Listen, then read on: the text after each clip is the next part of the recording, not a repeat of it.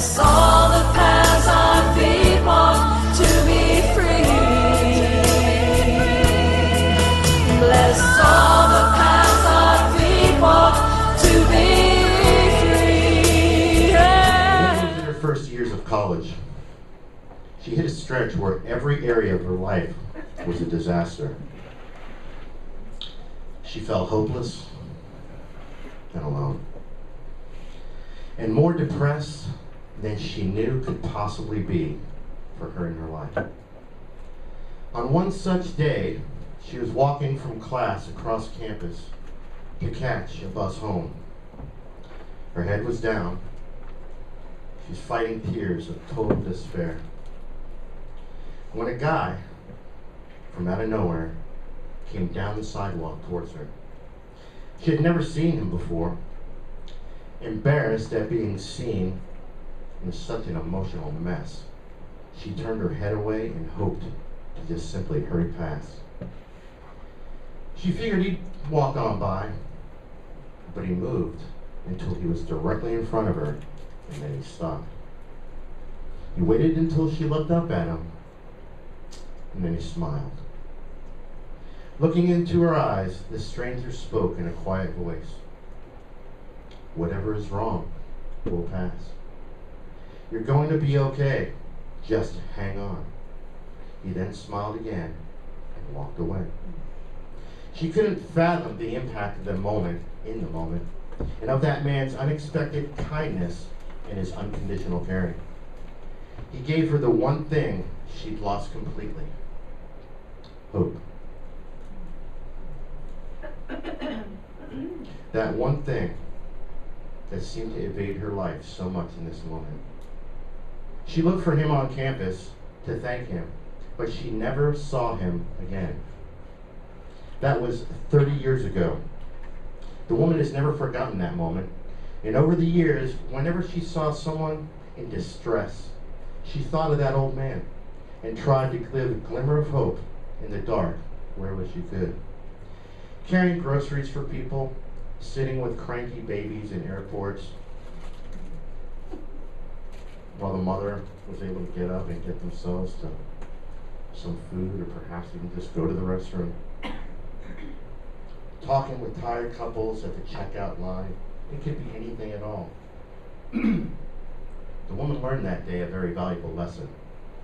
That if you keep your head up, your heart will show you exactly that place that needs just that small dose of hope.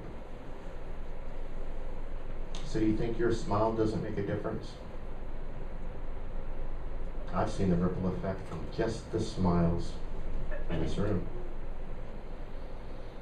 That smile lasted 30 years and counting.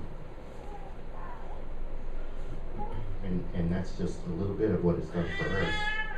Here's a woman now that was on the verge of suicide. She was so filled with despair in her life that no one knew this. She kept it quiet. And some stranger just simply smiled at her and said, "It'll be okay." And she believed him. There was something coming from his eyes that day. He stopped her. He stopped. He looked right in her eyes. And we know that's where magic is.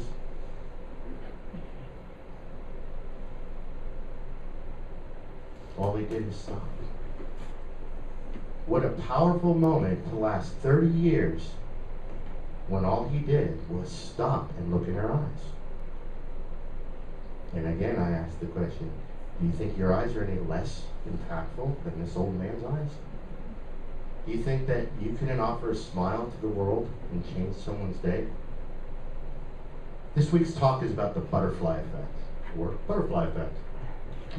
This is scoffed at theorists. Blah, blah, blah, blah. Scoffed at theorists had this idea a long time ago. Matter of fact, it comes from the theory that's one of Scott's favorite theories. It's the chaos theory. And this is where the butterfly effect was born. It's an idea born from the chaos, and here's the translation of the definition, that a very minute difference in the initial state of a physical system can make a significant difference to that same said system at a later point in time. Simply stated, a mere flap of a butterfly's wings on one side of the world can set in motion a matter of currents in a chain of events that can manifest into a hurricane on the other side of the world. It has been established as a scientific law for Tony. I'm a bit Tony. It has been given the official name of the law of sensitive dependence upon initial conditions. It's actually, that's a big thing in science, guys. To become a law in science, it's like God does that. Okay? God made laws. And then scientists came along and said, well, I can make a law. But there was a lot of debate over this one, and at the beginning they scoffed at them. They said, you guys are ridiculous. But the law of sensitive dependence upon initial conditions. Again, you think you don't have an effect on this world? I'm always talking about this. I'm always talking about the butterfly effect, or ripple effect. How many times are there once you started the hurricane in the first place? See, sometimes that hurricane that starts from the butterfly wings, is a literal wind event. But how many times have I been the one that flapped my wings and I started a hurricane and I realized, oh, why I did that. So we can see the ripple effect of sometimes maybe the negative things in our lives, but have you been able to witness the ripple effect of the positive things in your life? Have you honored yourself enough to know that you make a difference in this world? That the moment you were born, that was God throwing a pebble in a pond. And the ripples have still, it's a big pond. A really big pond. So the ripples are still going. You can bring the stillness. You can be the opposite. What if the hurricane's already going? And you just come and be the calm in someone's life. It's still a ripple effect. We know that out west, where there's a lot of mountains, there's less tornadoes. Those mountains do block the wind from picking up and picking up and picking up. They do affect it. So maybe we can be a mountain when a storm is coming at us, or one of our friends. We can just stop those winds from turning into a tornado when we see that they're about to escalate. And sometimes it's just a matter of looking in someone's eyes and breathing and saying it'll be okay. Like the man in the story, he smiled and calmed her down, and for 30 more years she calmed the storm of others. And that rippled out to all those people. And her ripple continues. Carol Lee turned to me and said, I would like to hold babies. Hold babies? I was stunned. You've got grandchildren. I would like to work in a hospital nursery and just hold the newborns. We then had a 2-hour wait for our flight home. Carol Lee sat and read her book, but I'm not good at waiting. Electric carts with irritating beeper noises, a crowd of noisy people in plastic chairs near Carol Lee, and a crying baby that would not stop bothered me. I got up and I explored the terminal. When I came back, Carol Lee was blissfully reading her book. I tried sitting still, but the crying child and the loud voices annoyed me, so I got up and I paced the floor. There was tension in the room, and you can feel it. Everyone was becoming louder. There was a couple behind us was having a very vocal argument. The baby was wailing, and the parents were trying everything they could to no avail. When I sat down again, Carol Lee motioned towards the window and said, I'm going to go see if I can help that baby. In that moment, I realized her trip was not devoid of purpose, and I knew the only thing to do was to watch. Carol approached the baby slowly, with a smile on her face, love in her eyes, and peace on her mind. Understandably, the parents looked up. What did this little white-haired lady want? Carol Lee said something to the parents. They looked at each other and then at Carol Lee. They could not speak English, and Carol Lee could not speak their language. But that didn't matter. Hand motions spoke volumes. Behind me, the noisy people were aggressively discussing something, but Carol Lee remained resolute and focused on the crying child. She opened her arms, the universal expression of acceptance. She forgot herself and her own needs. She concentrated on the troubled and innocent child's needs. Sunlight shone through the windows behind her as, miracle of miracles, the parents handed over the crying baby to a peaceful stranger. Carol stood holding the baby and talking in the ubiquitous language of grandmothers. She cooed, she shushed, she hummed. She swayed rhythmically and held the infant close. She instantly became the universal grandmother, loved by babies and welcomed by Thai parents, treasured all over the world. Her calmness was like the pebble thrown into a pond. The first ripple caused the child's anxiety to disappear. The next ripple caused the child's parents to relax. Another ripple caused me to relax. Carolee motioned to the parents that she was going to walk around the seating area. The parents nodded their approval. Carolee nodded. I nodded, but I don't know why. The noisy people were touched by the next ripple and watched in awe as Carolee performed the ancient ritual of ignoring all commotion and moving around a room full of people while being alone with an infant. When she returned to the smiling, grateful, tearful mother, the child was asleep. The noisy people began to whisper, and I was spellbound. On the flight home, I stopped crunching peanuts when I realized I had walked all over New Orleans terminal looking for someone famous and had seen someone more important than any celebrity. She was not an athlete, not a movie star, was not Donald Trump, but she was someone who had the gift of demonstrating unconditional love. When she first told me she wanted to hold babies, I confess that I did not see the magnanimity of her calling. But then, simple mission statements are often the most profound. Today I translate her creed to look like this. If all babies get held and loved, they grow up to be happy children, ergo, happy adults. If everyone is loved and loving and holding newborns, who could take up arms and go to war? It's a lesson grandparents can teach and learn while waiting at an airport. So there's another story of the butterfly effect, rippling through a group of people in the moment. It didn't take years, centuries for that one. That was right then and there. Have you ever witnessed a moment like that in your life? Anyone? Just a show of hands. How did it make you feel when you got to witness something like that? I've seen things like this, and it made me realize how much I was part of something way beyond what I understood. That as much as I understand and know ripples, I am just one of them.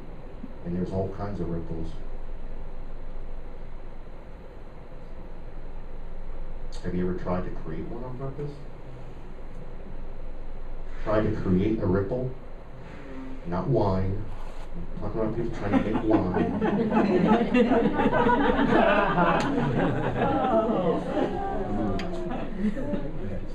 The only bumper sticker I have ever put on any of the vehicles I have ever owned in my entire 50-year-old life, well, I guess I was only driving since 16 with my own car, is one that said, "Practice random acts of kindness." It hit me. It always hits me. Because when I see evidence of it from a distance, I get choked up. Because I've seen it in the world. I've seen when people have been doing that. Like the old man that stopped and gave a smile to the girl. We've talked about this before, like paying a toll for the person behind you, but trying not to look back. See, there's a lesson in metaphysics that says everything's got to be unconditional and you're not supposed to look back. Well, you know what? Sometimes your little kid wants to see the smile. You're allowed to do that. You just got to get off of the fact that I'm so great because I gave. That's not unconditional. That's what that means. But you're allowed to see the smile and do like a little kid would do. Be playful with it.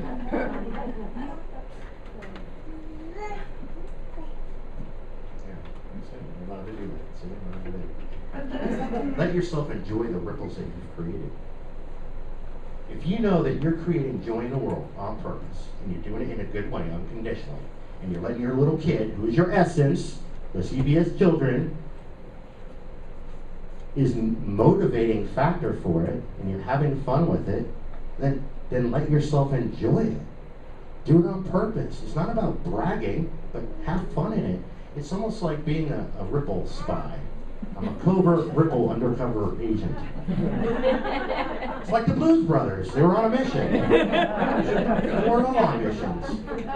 So what's your Ripple mission? What butterfly effect are you purposely creating so that people can feel you? Feel your joy, feel your love. Again, your little kid knows how to be humble with this. Your little kid knows humility. We taught them arrogance. They didn't teach us arrogance. It's only when they were told that they weren't good enough that they had to start compensating inside of themselves with that ego inflation crap. That's what workshops are for. Margie and Scott and I and all the other people take care of that stuff at a later date. But your kid knows how to be humble. He, she knows that they can do things of joy and give gifts in the world. And look a person right in the eye and go, yeah, I did that for you. And it's cool because no one's beholden to you. You're not looking for that. You're just looking to give the gift. Some ripples bounce back. That's how sonar works. That's how dolphins travel. It's called echolocation. A little more science for it. But you think that's not what's going on in the world? I sat there one night. Steph was in Illinois, so they were gone for 3 weeks, and it was a full moon, and it was the perfect position of the moon. And I was outside by the pool, and obviously the pump was off and stuff. And the way the light shone in the pool, it was cool. I'm like, oh, wow, and I stuck my toe in it, just whatever. All of a sudden, the ripples gave me one of the most profound lessons of my life, because as it started, it was just one ripple. But then it hit the other side of the pool, and it started bouncing back. And then it hit the other side, and then the other, and I could see perfectly between the way the shadows, the moon, and the water worked, how many millions and millions of ripples got formed in a nanosecond when I went like that with my toe in the water. So life is coming at us from every possible angle we can possibly think of. And some of those ripples have a lot of with it, but some of them bounce back in a really neat way. There's a brand new pastor and his wife. They were newly assigned to their first ministry to reopen a church in suburban Brooklyn. They arrived early in October, excited about their opportunities. When they saw their church, it was very run down and needed a lot of work, and in a moment they became a little disheartened. But they set a goal that they were going to have everything done in time for their first service on Christmas Eve. They worked hard repairing pews, plastering walls, painting, doing all the things, and on December 18th, they were ahead of schedule. Just about finished. And then on December 19th, a terrible tempest, one of the storms of storms, came and hit. It lasted for 2 days. On the 21st, the pastor went over to the church. His heart sank when he saw the roof had leaked. A large area of plaster, about 20 feet by 8 feet, fell off the front of the wall in the sanctuary, right behind the pulpit, right above his head at head height. It'd be like if the whole wall fell down behind him. He was very disheartened. He cleaned up the mess on the floor, knowing nothing else to do. He decided to postpone the opening in the Christmas Eve service. So he headed home. On the way home, he noticed that there was a local business having a flea market type sale for charity. So he stopped in. One of the items was a beautiful handmade ivory colored crocheted tablecloth with exquisite work, fine colors, and a cross embroidered right in the center of it. It was the perfect size to fit over the hole in the wall. He bought it and headed back to the church. By this time, it had started to snow. An older woman was running from the opposite direction and was trying to catch the bus, but she missed it. The pastor invited her to wait in the warm church for the next bus, which was 45 minutes later. She sat in a pew and paid no attention to the pastor while he got the ladder, the hangers and nails, all the different things he needed to put up the tablecloth as a wall tapestry. The pastor could hardly believe how beautiful it looked, and it covered up the entire problem area. He was very grateful for this moment and how it was such a random moment. Then he noticed that the woman walked was walking towards him down the center of the aisle, and her face was white as a sheet. "Pastor," she asked, "where did you get that tablecloth?" The pastor explained, "I just bought it right down the road." The woman asked him to check the lower right corner to see if the initials EBG were crocheted into it there. They were. These were the initials of the woman, and she had made this tablecloth 35 years before in Austria. The woman could hardly believe it as the pastor told how he had just bought the tablecloth moments before. The woman explained that before the war, she and her husband were well-to-do people in Austria. But when the Nazis came, she was forced to leave.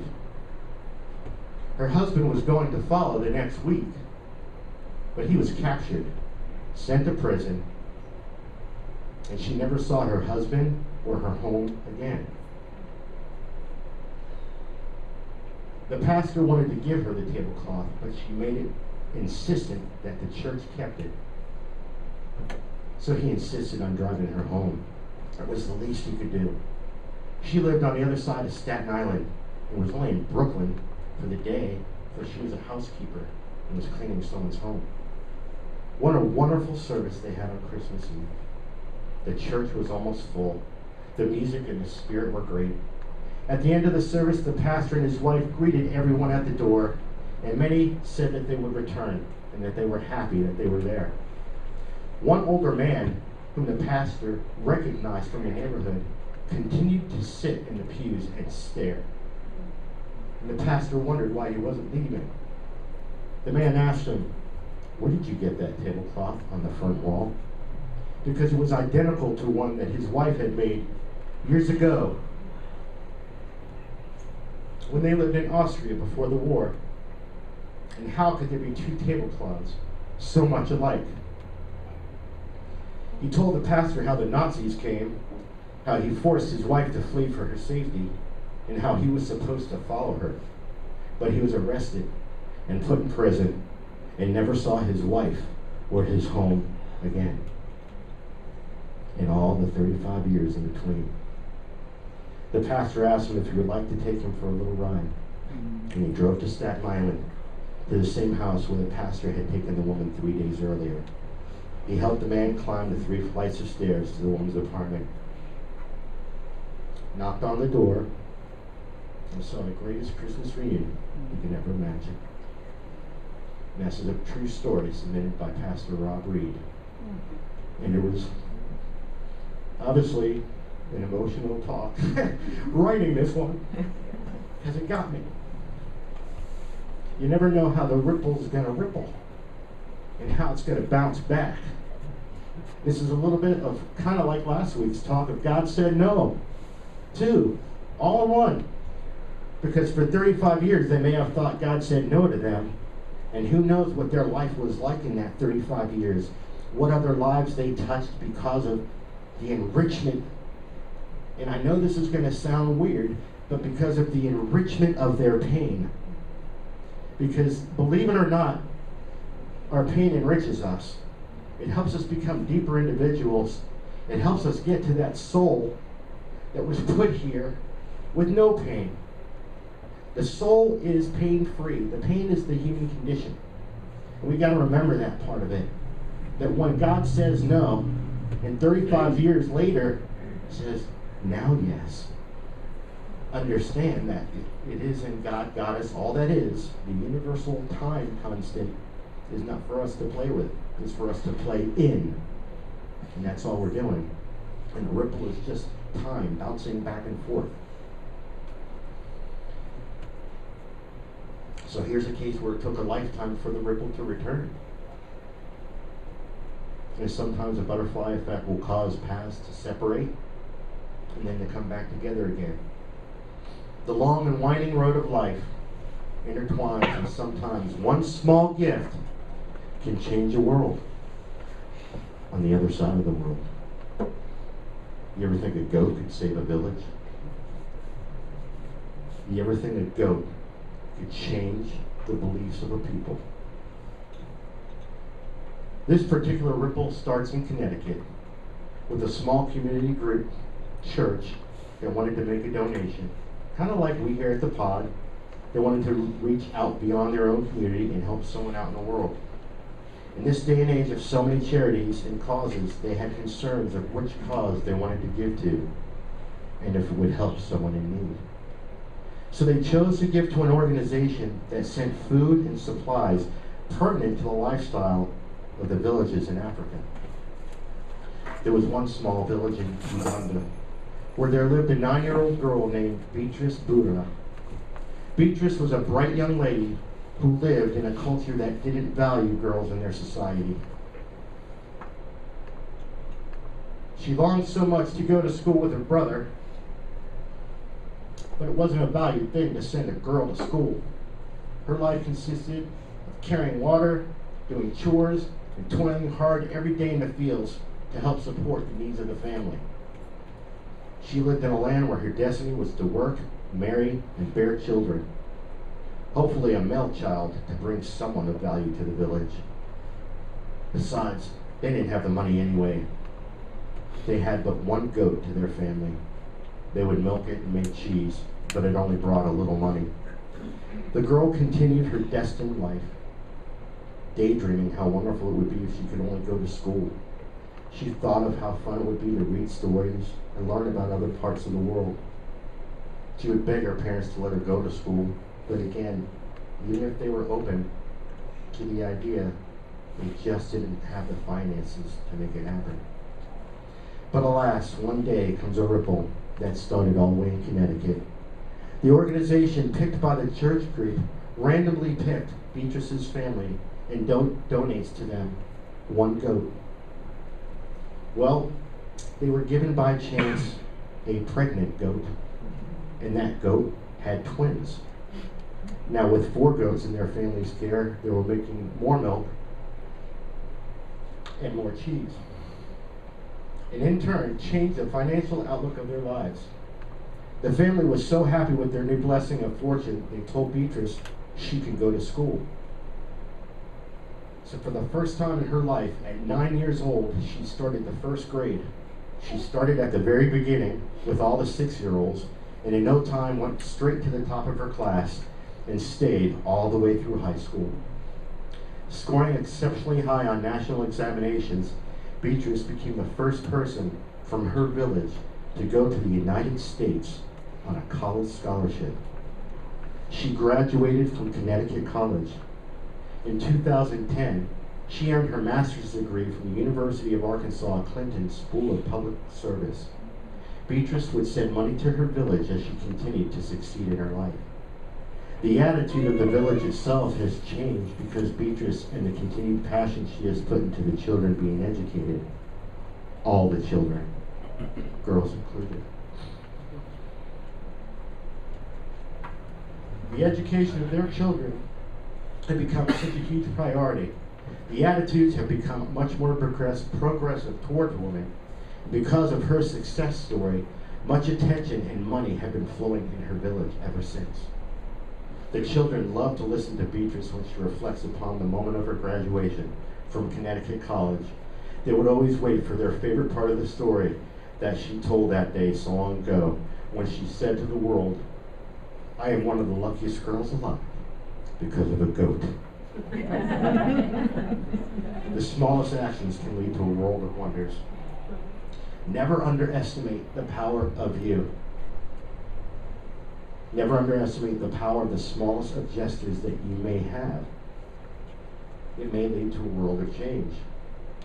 Your gift, be it a goat, a tablecloth, the ability to quiet a crying baby, or just a smile for someone needing that small dose of hope, is more important than you can ever imagine.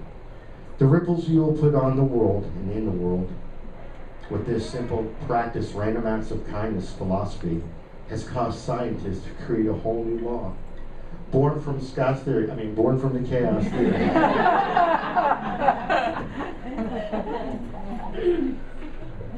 Is where wonder comes from. A mother stares into the eyes of her newborn son. Reflecting back to her is all the joy and hope she knows her son will bring. She thinks about the ripple effect he's going to have on the world. as she looks up at her husband and says, his name will be Jesus. Thank you.